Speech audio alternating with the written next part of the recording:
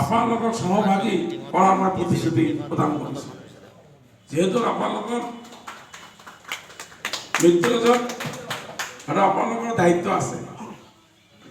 যিধৰণে আমাৰ কাৰ্যকৰ্তাসকল আমাৰ বেলেগ বেলেগ সমষ্টিত কাম কৰি আছে, আমাৰো ইয়াতো আপোনালোকে কাম কৰি আছে।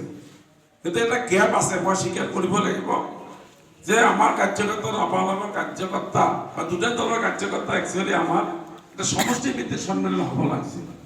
তেতিয়াহ'লে আমাৰ কাৰ্যকৰ্তাসকলৰ মাজত এটা সুসম্পৰ্ক সুদৃঢ় হ'লহেঁতেন।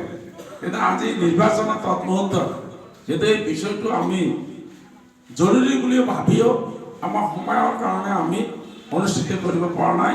তাৰ কাৰণে মই ব্যক্তিগতভাৱে মই দুখ আৰু ক্ষমা বিচাৰিছোঁ।